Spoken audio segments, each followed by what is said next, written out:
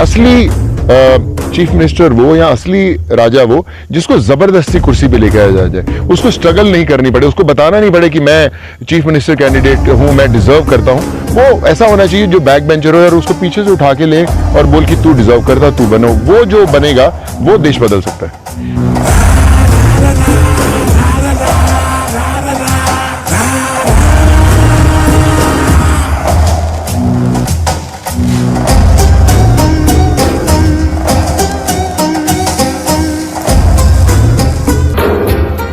अक्का पब्लिक को मालूम है कौन आने वाला है, तेरे को नहीं मालूम? पंजाब के अगले सीएम और आम आदमी पार्टी का सीएम चेहरा सरदार भगवंत मान को डिक्लेयर करते हुए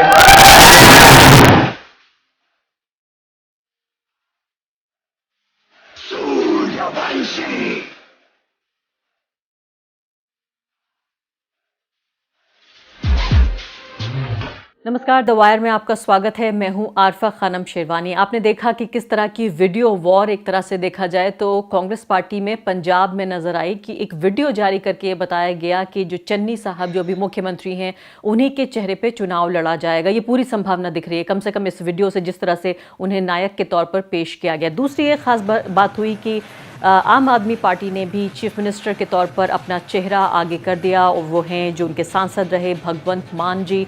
आंखों में आंसू लिए वो चीफ मिनिस्टर का, अरविंद केजरीवाल का शुक्रिया अदा कर रहे थे कि उनको मुख्यमंत्री पद के लिए उन्होंने मनोनीत किया। हालांकि इससे पहले केजरीवाल जी ने, आम आदमी पार्टी ने कहा था कि वो जनता की मांग पर, यानी जनता जो चाहेगी वो मुख्यमंत्री उन्हें मिलेगा। तो ये तमाम मुद्दे तो हैं ही, खासकर पंजाब की राजनीति गर्मा रही है और एक तरह से एक बहुत ही रेयर मोमेंट जिसे कहा जाए, एक बहुत ही इस तरह की घटनाएं जो अक्सर नहीं होती है। चुनाव आयोग ने जो पंजाब का चुनाव है उसे कुछ दिन आगे कर दिया, 14 तारीख की जगह 20 तारीख को ये चुनाव की घोषणा कर दी, क्योंकि गुरु रविदास जयंती की वजह से पंजाब सरकार ने इस बात की गुजारिश की थी और चुनाव आयोग ने ऐसा कर दिया। अब फिलहाल उत्तर प्रदेश और साथ ही पंजाब दोनों के चुनाव के मद्देनजर आम आदमी पार्टी के वरिष्ठ नेता, उनके सांसद संजय सिंह हमारे साथ मौजूद है।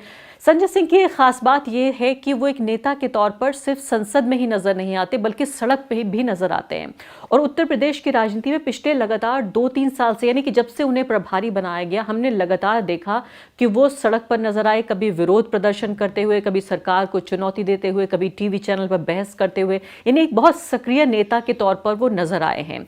मैं जानती हूँ कि वो उत्तर प्रदेश के प्रभारी हैं, लेकिन पंजाब में भी चूंकि बहुत बड़ा स्टेक है इस वक्त आम आदमी पार्टी का, दिल्ली के अलावा जो दूसरी बड़ी मेजर प्रेजेंस है वो उनकी पंजाब में है। पंजाब में एक मुख्य ऑपोजिशन पार्टी के तौर पर आम आदमी पार्टी को देखा जा रहा है। संजय सिंह जी, बहुत बहुत स्वागत है आपका दोनों ही राज्यों पर। मैं आपके दर्शकों को नमस्कार जी। दोनों ही राज्यों पर आपसे मैं सवाल पूछूंगी।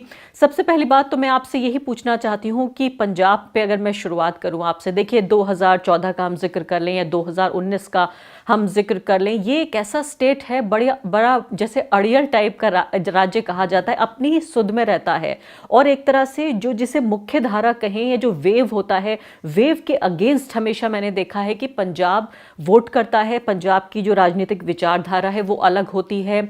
इस वक्त आप आम आदमी पार्टी पंजाब में किस तरह से अपना रोल देख रही है, अपनी स्थिति देख रही है? इस बार माहौल आम आदमी पार्टी के पक्ष में है। उसकी कुछ वजह हैं। एक तो दोनों पार्टियों के शासन को लोगों ने देख लिया, अकाली दल के शासन को भी देख लिया 10 साल तक और कांग्रेस की सरकारों को भी समय समय पे पंजाब की जनता देखती रही है। जो अरविंद केजरीवाल का मॉडल है, जो दिल्ली का मॉडल है, जो एक-एक घर में इस बार के चुनाव में हमने पहुँचाने की कोशिश की है, जिसमें हम फ्री बिजली देने की बात कह रहे हैं, जिसमें हम बेरोज़गारी भत्ता देने की बात कह रहे हैं, किसान को उसका फसल का दाम देने की बात कह रहे हैं। यानी आम इंसान की ज़िंदगी की दुश्वारियों को कैसे कम करेंगे, वो एक मॉडल जो हमने पंजाब की जनता के सामने रखा है, उसपे एक बड़ा जन समर्थन हमको मिल रहा है और आम आदमी पार्टी की सरकार इस बार पंजाब में बनेगी, ऐसे सर्वे में भी आंकड़े आ रहे हैं और ये वहाँ के जनमानस में एक बड़ी चर्चा का विषय भी है। आम आदमी पार्टी की शुरुआत असल तौर पे हुई है 2014 में। पंजाब की राजनीति की अगर हम बात करें, जब हमको कोई नोटिस नहीं लेता था, कोई गिनता नहीं था और आपको याद होगा कि पूरे देश में हमें एक भी सीटें नहीं आई थी। 13 में हमारी सरकार बनी थी दिल्ली में, बावजूद इसके पार्लियामेंट में हमें 13 के 14 में चुनाव में एक भी सीट नहीं मिली, और कहीं भी पूरे देश में सीट नहीं मिली। लेकिन आश्चर्यजनक तरीके से 4 मेंबर ऑफ पार्लियामेंट हमारे पंजाब से जीत के आए। और जो बात अभी आप कह रही थी कि पंजाब कहीं न कहीं धारा के विपरीत खड़ा होता है, और उस समय आम आदमी पार्टी के साथ पंजाब की जनता खड़ी हुई लोकसभा के चुनाव में। फिर 17 का चुनाव हम लोग लड़े। ज़रूर हमारी अपेक्षाएँ थी कि सरकार बन जाएगी, लेकिन फिर भी मैं ये मानता हूँ कि 22 सीटें वहाँ पे आईं, 2 हमारे गठबंधन को, 20 आम आदमी पार्टी को। तो एक अच्छा सपोर्ट मिला, और प्रमुख विपक्षी दल पहले चुनाव में ही आम आदमी पार्टी वहाँ पर बनी। और इस बार जिस प्रकार का माहौल है, मैं दावे के साथ कह सकता हूँ कि पंजाब की जनता आम आदमी पार्टी की सरकार वहाँ पे बनाएगी। जी। लेकिन देखिए, जीत काफ़ी हद तक इस पे भी निर्भर करती है कि आपका प्रतिद्वंदी कौन है। चन्नी जी मुख्यमंत्री के चेहरे के तौर पर किसी को नहीं लग रहा था कि ये इंटरिम एक चीफ मिनिस्टर बनाया गया और इतने लोकप्रिय हो जाएंगे एकदम बिना ग्लैमर, बिना एक एस्टेब्लिश चेहरे के। वो जिस तरह से छा गए पिछले कुछ हफ्ते में ही, अब जो एक तरह से एक जो संघर्ष नज़र आ रहा था नवजोत सिंह सिद्धू और साथी चन्नी जी के बीच, हमने ये देखा है कि ये संघर्ष अब इस वीडियो के बाद ऐसा लगता है कि काफ़ी हद तक ये बात अब एक तरह से स्थापित हो रही है कि सीएम चन्नी के नेतृत्व में ही ये चुनाव लड़ा जाएगा। आम आदमी पार्टी इसको किस तरह से देख रही है? देखिए, सिद्धू जी के ऊपर आप पूरा भरोसा रखिए, और उनको अगर दलाई लामा के साथ भी किसी संगठन में काम करने का मौका दे दिया जाए, तो 6 हफ्ते से 8 हफ्ते के बीच में वो उनसे भी झगड़ा कर लेंगे, लड़ लेंगे। तो इस बात पे आप पूरा भरोसा रखिए कि चुनाव बड़ा इंटरेस्टिंग होने वाला है। अगर चन्नी जी के चेहरे पर कांग्रेस पार्टी चुनाव लड़ेगी, तो उसके खिलाफ सबसे ज्यादा मुखर आवाज उनके बीच से ही सिद्धू जी की निकल कर आएगी, और बराबर निकलती रही है, ऐसा कोई। और वो स्वयं कह रहे हैं, कांग्रेस पार्टी के प्रदेश अध्यक्ष स्वयं कह रहे हैं कि रेत माफियाओं को नहीं रोक पाए। वो स्वयं कह रहे हैं कि गुरु का अपमान करने वाले लोगों के खिलाफ कार्रवाई नहीं कर पाए। वो स्वयं इस बात को कह रहे हैं कि ड्रग्स के जो डीलर थे, जो माफिया थे, उनके खिलाफ कार्रवाई नहीं कर पाए। तो कांग्रेस पार्टी का जो प्रधान है, संगठन का प्रमुख है नवजोत सिंह सिद्धू जी, वो स्वयं अपने सरकार की खुलेआम आलोचना करते हैं, और इस दौरान माफी की घटना को ढोंग बताते हैं। तो मुझे लगता है कि कांग्रेस पार्टी पर तो यकीन जनता कैसे करेगी जब उनका खुद का प्रदेश अध्यक्ष उनके ऊपर एक। नहीं, और इस दौरान आम आदमी पार्टी को मजा आ रहा है। नहीं, मजा आने का सवाल नहीं है। मैं तो ये कह रहा हूं कि आप सिद्धू जी की प्रतिभा पर पूरा भरोसा रखिए, और वो पूरे चुनाव में आपको देखने को मिलेगा उनकी प्रतिभा जी। का उदाहरण। और वो निश्चित रूप से जो अपनी ही सरकार को किस तरह से एक्सपोज करेंगे, इसके एक नहीं अनेक उदाहरण आपको मिलेंगे। जी हाँ, आप इंतज़ार कर रहे हैं। ज़ाहिर है कि इसका फ़ायदा आप उठाने की कोशिश भी करेंगे कि जो एक तरह का संघर्ष दिख रहा है दोनों के बीच। अब मैं आ जाती हूँ थोड़ा गंभीर सवालों पर। आम आदमी पार्टी ने जो एक मॉडल तैयार किया, एक मॉडल दिखाया है कि पंजाब को हम इस तरह से बदल देंगे। मैं आपसे ये जानना चाहती हूँ कि ये जो मॉडल का जिक्र हो रहा है ठीक चुनाव से ठीक पहले, मैं कह रही हूँ कि जो आप जो पंजाब मॉडल का जिक्र हो रहा है, इस तरह का एक मॉडल खुद जो है नवजोत सिंह सिद्धू ने भी तैयार किया है। ऐसी क्या चीज़ है, खासकर जो सवाल उठ रहे हैं बुनियादी, वो ये कि आपने जो 1000 रुपये महिलाओं को देने की बात की है हर महीने, लेकिन दिल्ली में उस तरह की कोई स्कीम नहीं है। ये बात आपकी सच है कि अगर अस्पतालों का हम जिक्र करें, अगर हम शिक्षा की बात करें, तो आपने ज़रूर एक मॉडल तैयार किया है और शायद पंजाब के लोगों के लिए भी काफ़ी विश्वसनीय एक तरह से ये ऑफर है। लेकिन इसके अलावा पंजाब मॉडल में ऐसी क्या खास बात है? और आप पंजाब की महिलाओं को 1000 देंगे तो यहाँ की महिलाओं को क्यों 1000-2000 नहीं देंगे दिल्ली की? देखिए, पहली बात तो ये कि आम आदमी पार्टी का जो मॉडल है वो जुमला नहीं है। आम आदमी पार्टी का जो मॉडल है वो मॉडल ऐसा नहीं है कि हमने उस मॉडल पे काम नहीं किया है। आम आदमी पार्टी का वादा सिर्फ चुनावी वादा नहीं होता, बल्कि जनता के साथ हमारा करार होता है। और अगर आप दिल्ली की बात करें, तो पिछले लगभग 7 वर्षों में दिल्ली के अंदर हम लोगों ने शिक्षा के अंदर अनुकरणीय बदलाव करके दिखाया है। एयर कंडीशन कमरे बच्चों की पढ़ाई के लिए दिल्ली में बने, स्विमिंग पूल का निर्माण हुआ। 5 साल से लगातार दिल्ली के इंटर का गवर्नमेंट स्कूल का रिजल्ट प्राइवेट स्कूल से बेहतर आ रहा है। हम यहाँ बिजली फ्री देने का सपना पूरा करके हमने दिखाया। हमने माताओं बहनों के लिए यात्रा बस की फ्री की। हमने दिल्ली के अंदर इलाज मुफ्त किया, मोहल्ला क्लिनिक का मॉडल दिया। तो ये सारे प्रयोग सफलतापूर्वक हमने दिल्ली में करके दिखाए हैं। आपने 1000 रुपए वाली बात कही। उसके एवज में अगर आप देखें तो हमने दिल्ली में जो ये माताओं बहनों के लिए बस की यात्रा फ्री करने का काम किया है, ये एक बड़ी राहत है, एक बड़े वर्ग को राहत है।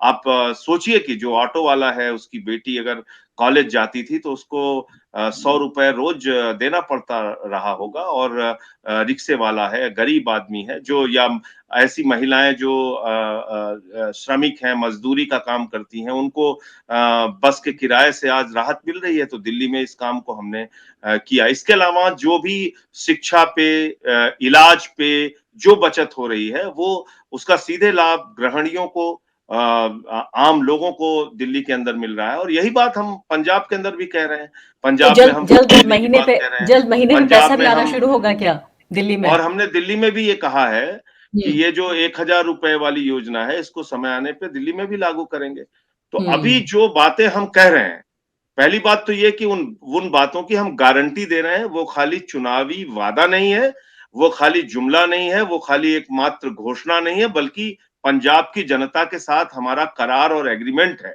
और गारंटी है, केजरीवाल की गारंटी के नाम से हम समय समय पर इसका अभियान चला के लोगों तक इन बातों को पहुंचाया है हमने। संजय जी, ये बहुत अच्छी बात है। और विकास विकास के मामले में तो हम चाहते हैं कि पार्टियों में प्रतियोगिता हो और ज़्यादा से ज़्यादा जनता को सुविधाएं मिलें, ज़्यादा से ज़्यादा शिक्षा पर जोर हो, ज़्यादा से ज़्यादा विकास पर, स्वास्थ्य पर, जो है एक universal education, universal health system की तरफ आगे बढ़े। और पंजाब में मैंने देखा है प्रगतिशील राजनीति होती रही है अक्रॉस पार्टी लाइंस अगर हम देखें। लेकिन मैं आपसे ये जानना चाहती हूँ कि कुछ जो गंभीर विचारधारा के स्तर पर जो सवाल उठ रहे हैं, उनसे आप कैसे निपटेंगे? मैं आपको कुछ उदाहरण देना चाहती हूँ। अभी प्राइम मिनिस्टर नरेंद्र मोदी, उन्होंने ये कहा कि अपने चीफ मिनिस्टर से कह देना कि मैं जिंदा लौट आया हूँ। सिक्योरिटी के उन्होंने कहा कि गंभीर सवाल उठ रहे हैं। हालांकि तमाम जो एविडेंस है, चाहे वो जो पूर्व फौजी रहे हों उनका ये कहना हो, यानी फौजी अधिकारी रहे हों उनका कहना हो, या फिर जिस तरह से कांग्रेस पार्टी ने एक पूरा चैलेंज प्रेजेंट किया कि ये सब कुछ जो है एक तरह से स्वांग था, ये एक नाटक था, चूंकि वहां पे लोग मौजूद नहीं थे इसलिए प्रधानमंत्री ने अपनी सुरक्षा को उनकी पार्टी ने एक तरह से बहाने के तौर पर इस्तेमाल किया। लेकिन मैं देख रही थी अरविंद केजरीवाल जी का जो स्टेटमेंट है, उन्होंने कहा है कि हमारा अगर राज आएगा, हमारी सरकार आएगी तो हम पीएम को पूरी सुरक्षा देंगे, जो बहुत अलग है इस बात से जो कि कांग्रेस पार्टी का स्टैंड रहा, या पंजाब जैसे आप कह रहे थे कि धारा के विपरीत हमेशा बहती रही है। इसके अलावा दूसरी महत्वपूर्ण बात कि जिस तरह की तिरंगा रैलियां, जिनके लिए बहुत ज़्यादा भाजपा जानी जाती है, तिरंगे से समस्या नहीं है, समस्या है एक तरह का उग्र और एक तरह का झूठा राष्ट्रवाद, जो कि बहुत हद तक धार्मिक राष्ट्रवाद की तरफ ले जाने की जो पिछले 7 साल में भाजपा की कोशिश रही है। तिरंगा यात्रा एक तरह से सिंबॉलिक उसी की तरफ झुकती भी नजर आ रही है। तो मैं आपसे ये जानना चाहती हूँ कि पंजाब की राजनीति से बहुत अलग हैं ये जो विचारधारा के स्तर पर जो स्टैंड लिए जा रहे हैं, इनको आप पंजाब की जनता को कैसे एक्सप्लेन करेंगे? देखिए, बहुत अच्छी बात आपने कही आरफा जी, और बहुत अच्छा सवाल आपने पूछा है। तो इसका मैं एक-एक करके जवाब दूँगा। पहली बात तो, देश के प्रधानमंत्री की सुरक्षा के साथ कहीं भी कोई खिलवाड़ नहीं होना चाहिए। ये हिंदुस्तान का हर एक संवेदनशील नागरिक मानेगा और कहेगा।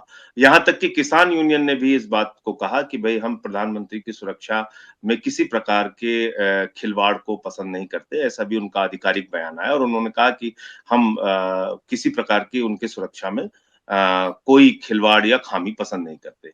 दूसरी बात, जहां तक किसानों के प्रति प्रधानमंत्री की संवेदनशीलता का विषय है, जहां तक काले कानून की वापसी का मामला है, आपको बताने की जरूरत नहीं है, सड़क से लेकर संसद तक आरफा जी हम लोगों ने उसकी लड़ाई लड़ी, और मुझे तो सस्पेंड भी किया गया था माइक तोड़ने के अपराध में।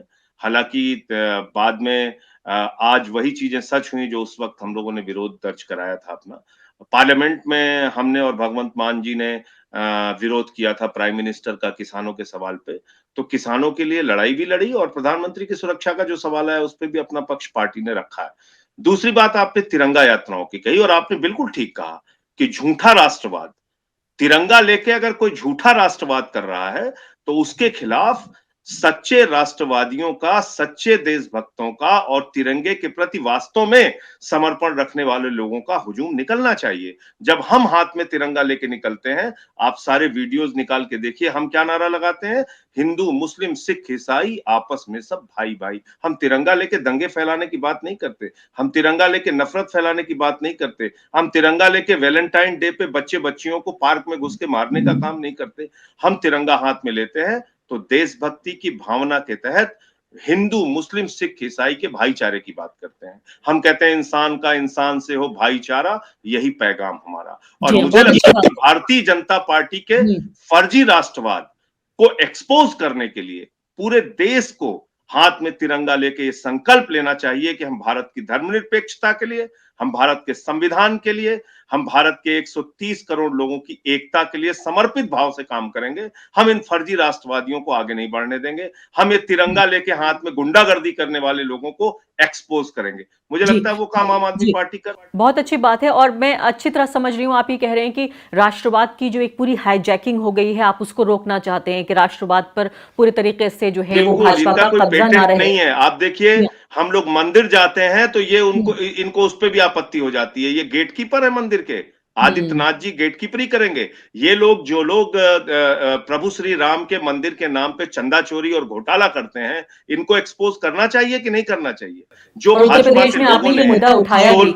हाँ, जी। बिल्कुल उठाया था। 2 नहीं, करोड़ लेकिन की मेरा एक सवाल ले लीजिए संजय जी, मेरा सवाल ये है कि ये सवाल इसलिए पनप रहा है, इसलिए उपज रहा है क्योंकि दिल्ली में जो हमने आम आदमी पार्टी की राजनीति देखी है, मैं स्पेसिफिकली कहना चाहती हूँ पिछले 2 साल में, यानी कि एनटीसीए, एनआरसी प्रोटेस्ट और उसके बाद दिल्ली दंगा, जिस तरह की का जो स्टैंड रहा आम आदमी पार्टी का, खासकर वो लोग जिन्होंने जो लिबरल तबके से आते हैं और खासकर मैं कहूँगी कि जो दिल्ली की आबादी का एक बड़ा हिस्सा जो मुसलमान है, मुस्लिम आबादी है, उन्होंने बड़ा ठगा हुआ अपने को महसूस किया क्योंकि जिस तरह का स्टैंड रहा आम आदमी पार्टी का, उसे कहीं से भी वो नहीं कहा जा सकता जिसके लिए इस आबादी ने वोट दिया आम आदमी पार्टी को। मैं साफ साफ कह रही हूँ, एनटीसीए, एनआरसी प्रोटेस्ट, उसके अलावा दिल्ली दंगे, तो काफ़ी हद तक ये देखा गया कि हार्ड हिंदुत्व के जवाब में सॉफ्ट हिंदुत्व की पॉलिटिक्स है। एक तरह से ये भी कहा गया कि भाजपा की एक बी टीम के तौर पर नजर आ रहे हैं कि एक तरफ विकास की बात लेकिन दूसरी तरफ हिंदुत्व भी चलेगा।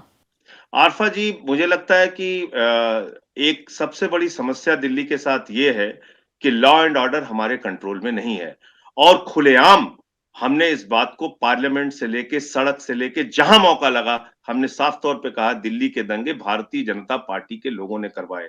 और शायद आप ने पता नहीं उस वक्त क्या देखा होगा कि नहीं देखा होगा, लेकिन उस वक्त जोखिम लेकर अपने सारे साथियों के साथ हिंदू मुस्लिम भाईचारे के तहत हमारे परिवार के लोगों ने उस समय डर के मना किया कि नहीं ऐसे मत करो। उन दंगे वाले इलाकों में जा जाके हिंदू मुस्लिम भाईचारे के जुलूस निकाले हमने, यात्राएं निकाली हमने, लोगों को प्रेरित किया कि आप कतई इनके चक्करों में मत फंसिए, दंगे फसाद और नफरत की राजनीति में। इससे ना देश का भला होने वाला है, ना आपके समाज का भला होने वाला है। पार्लियामेंट के अंदर जब इस मौके पर बोलने का, इस मुद्दे पर बोलने का मौका आया, उस समय मैंने देश के गृह मंत्री का इस्तीफा मांगा और साफ तौर पे कहा कि भारतीय जनता पार्टी और उसके लोग इन दंगों के लिए जिम्मेदार थे। इसमें हिंदू मुस्लिम सब मारे गए और इसके लिए अगर कोई जिम्मेदार थी तो यहाँ की सरकार केंद्र में, जिसके पास कानून व्यवस्था और उसकी पार्टी भारतीय जनता पार्टी। ये हमने बोला, बार बार बोला इस बात। संजय जी, मेरे पास इसमें सवाल मजबूरी इस जरूर मुद्दे है पर कि काफी दिल्ली है में और लॉ एंड ऑर्डर जहां सिचुएशन को कंट्रोल करना वो कहीं ना कहीं भारतीय जनता पार्टी की सरकार के। मैं आपकी बात को समझ रही हूं और मैं ये भी समझ रही हूं कि जहां जहां जो आम आदमी पार्टी की सरकार है उसका ज्यूरिसडिक्शन भी था और जहां जहां उनको राजधर्म निभाना था, कई जगह पर वो एक तरह से होल्स देखे गए, वो सुराख देखे गए। किसी और रोज आपसे सिर्फ इसी बात पे मैं चर्चा के लिए इंटरव्यू करूंगी, लेकिन अब जल्दी से मैं आ जाती हूँ उत्तर प्रदेश चुनाव की तरफ। उत्तर प्रदेश चुनाव में आपने कहा है कि आप तमाम सीटों पर, 403 सीटों पर आप चुनाव लड़ेंगे और आपने खुद जो है वो 150 सीटों पर प्रत्याशियों के नाम की भी घोषणा कर दी है। मैं आपसे जानना चाहती हूँ उत्तर प्रदेश में आम आदमी पार्टी का एजेंडा क्या है, खासकर ऐसी पॉलिटिक्स के रूबरू आप खड़े हैं जहां पर ये एक तरह से दो ध्रुवों की जो पॉलिटिक्स नजर आ रही है कि एक तरफ अखिलेश यादव और दूसरी तरफ योगी आदित्यनाथ, एक तरफ उनकी बिल्कुल अनअपोलोजेटिक हिंदुत्व की राजनीति जहां 80-20 की राजनीति की वो बात कर रहे हैं, 80-20 के चुनाव का जिक्र कर रहे हैं, उधर अखिलेश यादव कह रहे हैं कि ये सामाजिक न्याय की लड़ाई है। तो पिछड़ा बनाम अगड़ा, हिंदुत्व बनाम सामाजिक न्याय, इसमें आम आदमी पार्टी कहां है? देखिए, बहुत अच्छा सवाल किया आरफा जी आपने और एजेंडा बिल्कुल साफ है। आदित्यनाथ जी की सरकार के खिलाफ एक शब्द बोलने की कोई हिम्मत नहीं कर रहा था आरफा जी, और इनके कोरोना के घोटाले को एक्सपोज किया मैंने। इनके कस्तूरबा विद्यालय में बच्चियों के नाम पे 9 करोड़ रुपए खाने और स्टेशनरी का निकाल लिया गया कोरोना के समय में जब विद्यालय बंद था। उस भ्रष्टाचार को उजागर किया मैंने। राम मंदिर के नाम पे जो इन्होंने जमीन खरीद में घोटाला किया, उस भ्रष्टाचार को उजागर किया। जल जीवन मिशन, लोगों के घर में पानी पहुंचाने की जो योजना है, हजारों करोड़ का घोटाला इन लोगों ने किया, उसको हमने उजागर किया। इनके भ्रष्टाचार को, इनकी गुंडागर्दी को, इनकी तानाशाही को, हाथरस कांड को, जहां जहां खुशी दुबे के मामले को, प्रभात मिश्रा के मामले को, अरुण वाल्मीकि के मामले को, मनीष गुप्ता के मामले को, कितने मामले याद दिलाऊं। जब लखीमपुर खीरी का कांड हुआ, जिसमें गृह राज्य मंत्री की गाड़ी से 4 किसान और एक पत्रकार कुचल के मार दिए गए, सारे मामलों में आगे बढ़ के लड़ाई लड़ने का काम किया और उसकी बदौलत मेरे खिलाफ 21 मुकदमा किया आदित्यनाथ जी ने। राष्ट्रद्रोह का मुकदमा मेरे ऊपर लगाया, मेरे पार्टी का दफ्तर बंद करा दिया, पत्नी घर पे थी, 50 पुलिस वाले घर पे भेजा। मैं सीतापुर से लौट रहा था, उस समय 150 पुलिस वालों से मुझे गिरफ्तार करके एक गेस्ट हाउस में रखा गया। तमाम यातनाएं झेली है इस सरकार के खिलाफ, इनको एक्सपोज किया है, इनको जनता के सामने बेनकाब किया है कि ये लोग भ्रष्टाचारी भी हैं, गुंडागर्दी को भी बढ़ावा देते हैं, ना ये राम के हैं ना काम के हैं। और मैंने तो इनके लिए नारा बनाया कि सीता मैया दुखी हैं भाजपा के काम से और सारा पैसा खा गए मेरे पति के नाम से। ये ऐसे भ्रष्टाचारी लोग हैं, इनको एक्सपोज करने का काम किया। नंबर 1, जिला पंचायत का चुनाव हम लड़े जहां पे हमें कोई नहीं गिन रहा था, 40 लाख वोट उत्तर प्रदेश की जनता ने दिया, 83 हमारी जिला पंचायत सदस्य की सीटें आई, कई सैकड़ों की संख्या में प्रधान और बीडीसी हमारे जीते। अभी 403 सीटों पे हम चुनाव लड़ रहे हैं और भारतीय जनता पार्टी को खुलेआम चुनौती दे रहे हैं और ये कह रहे हैं कि उत्तर प्रदेश में एक काम की राजनीति की सरकार बननी चाहिए। बिजली, पानी, शिक्षा, स्वास्थ्य, इसका मॉडल हम लेके जा रहे हैं। हम कह रहे हैं हम 300 यूनिट बिजली फ्री देंगे, हम कह रहे हैं हम शिक्षा मुफ्त देंगे, इलाज मुफ्त देंगे, हम कह रहे हैं 5,000 रुपए बेरोजगारी भत्ता देंगे, हम कह रहे हैं 10 लाख सरकारी नौकरियां देंगे, किसानों को उनके फसल का दाम देंगे। और इन तमाम मुद्दों पर आम आदमी पार्टी उत्तर प्रदेश का चुनाव लड़ रही है और कम से कम आम आदमी पार्टी के दखल के कारण आज ये अच्छी बात है कि समाजवादी पार्टी भी कह रही है हम भी 300 यूनिट बिजली फ्री देंगे। आदित्यनाथ जी को भी चुनाव के पहले 6 रुपए यूनिट की बिजली 3 रुपए में करनी पड़ती है। तो कहीं ना कहीं आम आदमी पार्टी के दखल से असर दिख रहा है। और संजय जी, इसलिए मैंने कहा कि आप बेहद एक सक्रिय नेता के तौर पर दिख रहे हैं, लेकिन भूमिका हमने एक भी एमएलए ना होते हुए भी निभाई है। जी हाँ, लेकिन एक लार्जर पॉलिटिक्स पे मैं सवाल मुझे ये पूछ लेने दीजिए आपकी, क्या ये माना जाए कि आपकी कोई अंडरस्टैंडिंग है समाजवादी पार्टी के साथ? ये भी बीच में खबरें आ रही थी कि आप गठबंधन में उनके साथ आएंगे, फिर वो तो बात नहीं बन पाई। तो अभी क्या स्टैंड है आपका? जैसे मैंने कहा कि 2 ध्रुवों की जो राजनीति नजर आ रही है, उसमें मैंने देखा आपका लगातार संघर्ष, और इसकी तारीफ करनी पड़ेगी कि बेहद सक्रिय नेता के तौर पर नजर आए, और खासकर एक ऐसी पार्टी जिसकी कोई प्रेजेंस नहीं थी स्टेट में, उसके बावजूद भी आपने जैसे कहा जाए कि आपने अपने को गिनवा लिया कि आप भी हैं, आपकी पार्टी भी है वहां पर। तो मैं आपसे ये जानने की कोशिश कर रही हूं, कोई अंडरस्टैंडिंग है आपकी? देखिए, अभी तो हमारा एक लक्ष्य है कि ये सड़ी गली व्यवस्था वाली सरकार, ये गुंडागर्दी वाली सरकार, ये फर्जी इनकाउंटर करने वाली सरकार, ये राम मंदिर में घोटाला करने वाली सरकार, ये सरकार जिसने किसानों को दुखी किया, नौजवानों को दुखी किया, माताओं बहनों को सुरक्षा नहीं दे पाई, ये सरकार उत्तर प्रदेश से हटनी चाहिए और इसके लिए हम संकल्पबद्ध तरीके से काम कर रहे हैं। उत्तर प्रदेश में हम जो चुनाव लड़ रहे हैं, उसमें भारतीय जनता पार्टी के कुशासन, उनके भ्रष्टाचार को मुद्दा बना के लड़ रहे हैं। और जरूर आपने ठीक कहा कि बीच में गठबंधन को लेकर चर्चाएं थीं, लेकिन उस समय भी मैंने कहा था, आज फिर दोहरा दे रहा हूं कि मैंने कहा था कि गठबंधन की दिशा में अगर कोई बात बढ़ेगी तो आप लोगों को जानकारी देंगे। उस दिशा में कोई बात, लेकिन ये बात आपसे क्यों ना पूछी जाए, आपसे ये बात क्यों ना पूछी जाए कि एक पार्टी जिसका बहुत कोई जनाधार नहीं है, प्रदेश में सारी सीटों पे लड़ रही है चुनाव, ये बात बार बार असदुद्दीन ओवैसी से पूछी जाती है, उनकी पार्टी से बार बार ये बात पूछी जाती है कि भाई आप 100 सीटों पे क्यों लड़ रहे हैं। तो आपसे क्यों ना पूछी जाए ये बात कि आप वोट तो नहीं काटेंगे, स्पॉइलर का काम तो नहीं करेंगे? बिल्कुल आपने ठीक सवाल पूछा, लेकिन इसका एक उदाहरण दे रहा हूं जिसको मैं समझता हूं कि प्रमुखता से आपके दर्शकों को सुनना भी चाहिए और देखना भी चाहिए। दिल्ली में 3 बार भारतीय जनता पार्टी को हराने का काम किसने किया? हमने किया। पंजाब में अकाली दल और बीजेपी को हराने का काम पिछले चुनाव में किसने किया? हमने किया। हम राजस्थान में लड़े, बीजेपी हारी।